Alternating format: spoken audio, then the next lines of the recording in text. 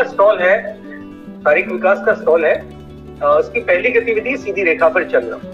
तो एक चूने की मदद से, अगर बाहर खुली जगह है तो चूने की मदद से, या अगर पक्का फर्श है तो चौक की मदद से सीधी लाइन और एक आड़ी लाइन खींच देंगे। अन्यथा अगर कच्ची जगह है तो लकड़ी की सहायता से भी लाइन बनाई जा सकती है। तो यहाँ सबसे पहले शिक्षक को एक डेमो करना है, या जो भी वॉलंटियर है वो डेमो करेगा कि दोनों हाथ फैला करके उस लाइन पे कैसे सीधे चलना है, और उसके बाद ही बच्चे को वो करने के लिए कहेंगे। तो इस तरह से पहले सीधी रेखा पर, उसके बाद में टेढ़ी रेखा पर, और उसके बाद सर पर पुस्तक रख के चलना है। तो ये 3 गतिविधियां होंगी। अगर बच्चा सही ढंग से कर लेता है तो उसके सामने एक बॉक्स है, उसमें टिक कर दें, सही मार्क लगा दें। और अगर बच्चा नहीं कर पाता है तो कोशिश जारी है का जो पहला कॉलम है उसमें टिक मार दें। इसी तरह से इसी स्टॉल की दूसरी गतिविधि है जिसमें कूदना शामिल है। तो इसमें एक गोल घेरा बनाया जाएगा जमीन पर, और उसमें पहले गोल घेरे के अंदर बच्चे को कूदना है। मतलब पहले शिक्षक कूद करके दिखाएगा और उसके बाद बच्चे को कूदना है, और एक बार गोल घेरे से बाहर, अंदर बाहर की तरफ कूदना है। और इसी तरह से इसमें तीसरी गतिविधि जो है वो है रस्सी कूदना। तो शारीरिक विकास की जो स्टॉल है उसपे अगली गतिविधि है पेपर फोल्डिंग की। तो इसके लिए आपको कलर साहित्य होने की कोई आवश्यकता नहीं है। आप जो रद्दी पेपर है, पुराने पेपर है, उनका इस्तेमाल कर सकते हैं।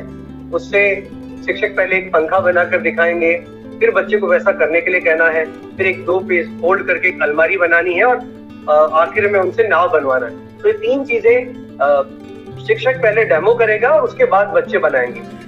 नाव बनाने में अपने आप में कठिन लगता है, बहुत बार नहीं बना पाते हैं बच्चे, लेकिन ये अपेक्षा है कि उसमें अभिभावक भी शामिल हो और वो देखें कि बच्चे कौन कौन सी दक्षताओं पे हासिल कर रहे हैं, कौन कौन सी गतिविधियां कर लेते हैं, और अगर नहीं कर पा रहे हैं तो वो किस तरह से उनका सहयोग कर सकते हैं। इसका भी एक वीडियो देखिए।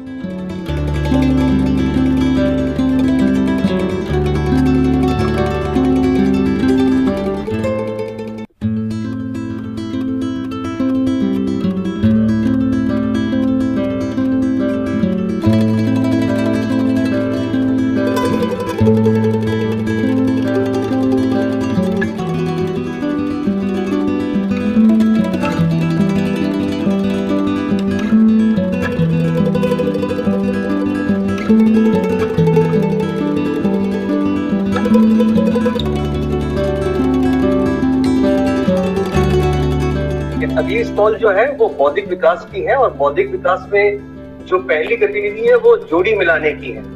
तो इसके लिए ज्यादा से ज्यादा कोशिश करें कि जो लोकल साहित्य उपलब्ध है, तो आलू मंगाए जा सकते हैं, इसी तरह से टमाटर का उपयोग किया जा सकता है, लौकी हो सकती है, या गिलकी हो सकती है, भिंडियां हो सकती हैं। तो ये अगर हम अपने स्वयंसेवकों को कहें या अभिभावकों को कहें कि 2-3 भिंडी ले आना, या जो भी गिलकी सब्जी लगी वो ले आए, तो इस तरह के संसाधनों से आराम से मिलान की गतिविधि करी जा सकती है। और अगर संभव है तो जहां तक संभव हो पूरी तरह से मिलान के लिए भौतिक चीजों का इस्तेमाल करें जो आसपास में उपलब्ध है।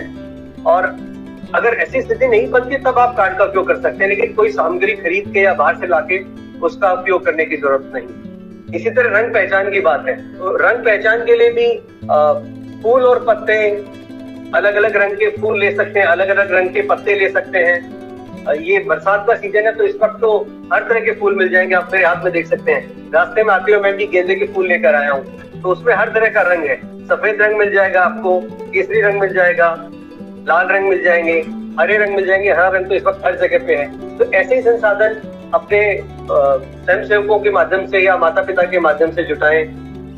जिस दिन आप पहले मेले से एक दिन पहले जब आप लोगों से मिलते हैं तो अलग अलग लोगों को अलग अलग चीज लाने के लिए कहेंगे, तो उनकी सहभागिता भी बढ़ेगी और साथ में ये गतिविधियां भी बहुत आसानी से आप कर पाएंगे। तो इसी तरह वर्गीकरण का है, तो वर्गीकरण में के लिए आप अगर अभिभावकों से कहते हैं कि वो चने ले आए, मटर के दाने ले आए या चावल के दाने ले आए, तो अगर एक मुट्ठी आ जाता है पूरा सामान तो आसानी से आप बच्चे को वो इकट्ठा मिला कर देते हैं और फिर एक बार एग्जाम्पल के तौर पे बताएं कि इसमें से चना अलग करना है, इसमें से दालें अलग करनी है, इसमें से मोटा अनाज अलग करना है। जो भी सामान आपके पास आ रहा है उसके आधार पर अगर आप बातचीत करते हैं तो बच्चे सहज भाव से कर लेते हैं और उनको समझ में भी आता है कि वर्गीकरण इस तरह से किया जाता है।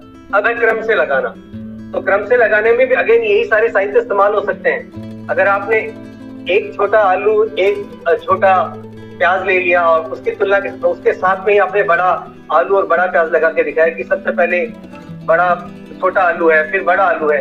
अगर आपके विद्यालय में लोगों के पास में अगर गिलास से भी तुलना हो सकती है, कटोरी से भी तुलना हो सकती है, ये छोटा गिलास है, ये बड़ा गिलास है, बच्चों को आसानी से समझ में आता है। तो बढ़ता क्रम घटता क्रम से लगाना, ये ऐसे साहित्य का उपयोग करके आप बहुत अच्छी तरीके से उनको समझा सकते हैं। अब इसका भी एक वीडियो देखते हैं।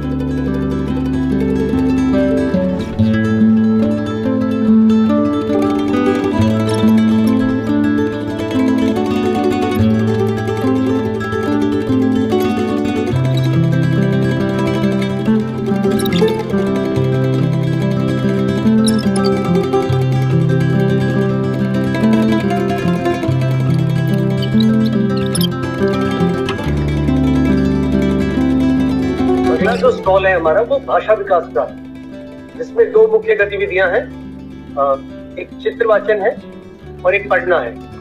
तो चित्र वाचन के लिए आप कक्षा 1 और 2 की पुस्तकों का इस्तेमाल कर सकते हैं। विद्यालय में पहले से अगर पोस्टर उपलब्ध है तो उनका इस्तेमाल कर सकते हैं। तो उसमें से अलग अलग चीजें, 5 चीजें पहचानने के लिए कह सकते हैं ऑब्जेक्ट्स को, और उसके बाद जो गतिविधियां हो रही हैं कि इसमें जो भी क्रिया हो रही है उसको पहचान कर बच्चे को पूरे वाक्य में बोलने के लिए बताएं।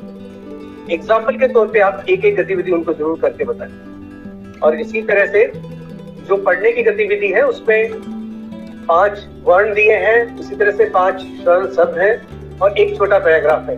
तो बारी बारी से उसको पढ़ने के लिए कहना है और जो स्तर वो हासिल करता है, यानी कि वो पढ़ पाता है, वहां उसके सामने सही का निशान लगा देना है। अन्यथा वो प्रयास कर रहा है, ऐसा एक कॉलम है, उसमें आप साइन कर सकते हैं।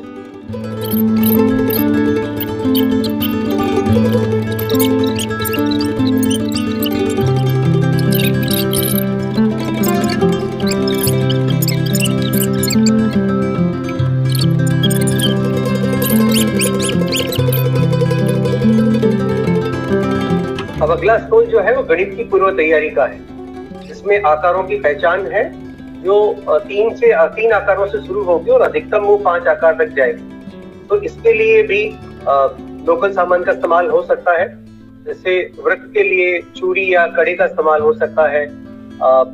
पत्तों को काटकर त्रिकोण, चौकोन, आयत या वर्ग बनाए जा सकते हैं, स्टार बनाए जा सकते हैं। और अगर ये पहले से उपलब्ध है तो उस सामग्री का इस्तेमाल किया जा सकता है। ये भी 3 इस तरह बढ़ते क्रम में है। जहां जहां बच्चा पहचान लेगा वहां टिक होगा, अन्यथा फिर कोशिश करता है वाले कॉलम में टिक होगा। इसकी दूसरी गतिविधि है गिनना। तो गिनने के लिए कंकड़ पत्थरों का इस्तेमाल किया जा सकता है। विद्यालय में चौक उपलब्ध है तो उनका इस्तेमाल किया जा सकता है।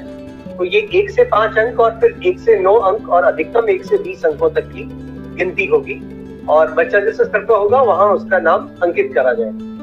और इसी तरह से ये वाला पोर्शन जो है जिसमें देख कर पढ़ना है, तो वो ऑलरेडी कार्ड के अंदर दिखाया गया है, तो उसी का इस्तेमाल कर सकते हैं। 1 से 5 तक के जो अंक है, इसी तरह से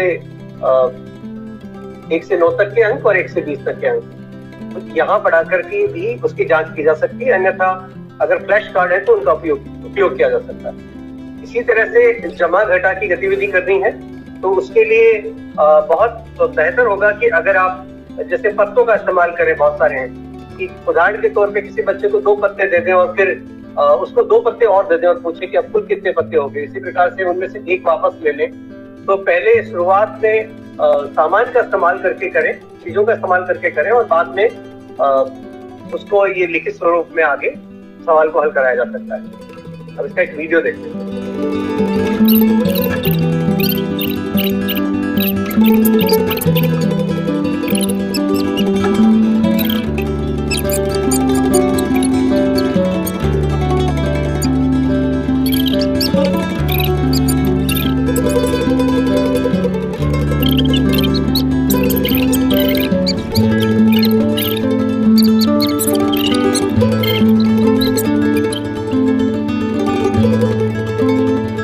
आखिरी स्टॉल है बच्चों का कोना। ये बच्चों का पसंदीदा कोना भी है, जिसमें बच्चों को रंग भरने के लिए मिलता है। तो इसमें अलग अलग आकारों में रंग भरने के लिए कहा जाता है, और अक्षरों को लिखने के, देखकर लिखने और सरल शब्दों को लिखने और अपना नाम लिखने की मौका मिलता है अगली गतिविधि में।